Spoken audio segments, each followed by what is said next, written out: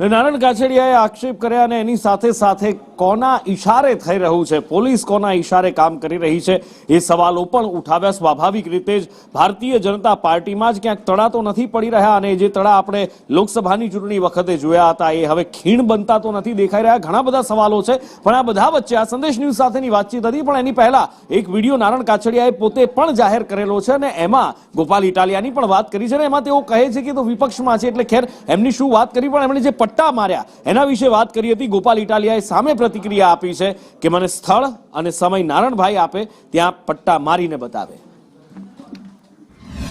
અમરેલીના ભાજપના નેતા કહી રહ્યા છે કે ગોપાલ ઇટાલિયા છે તે રાજનીતિ કરી રહ્યા છે દીકરી પર. ગોપાલભાઈ, શું કહેશો તમે? એક નિર્દોષ દીકરીને ગુંડાઓ જેમ કિડનેપ કરી જાય એમ અડધી રાત્રે 12 વાગે પોલીસ કિડનેપરની જેમ કિડનેપ કરીને લઈ જાય, એને પટ્ટા મારે, એનું ભર બજારે, સરઘસ કાઢે.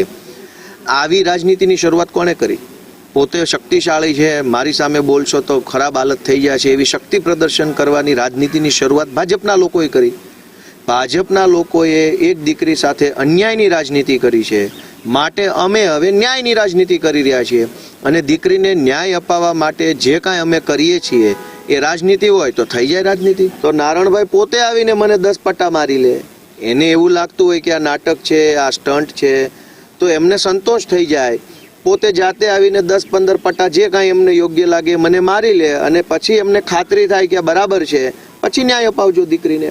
પટ્ટા મહત્વના, મને મારેલા પટ્ટા મહત્વ નથી. મહત્વ એ છે કે દીકરીને ન્યાય મળવો જોઈએ. કેમેરા પર્સન અજીત પટેલ સાથે મનીષ પરમાર, સંદેશ ન્યૂઝ.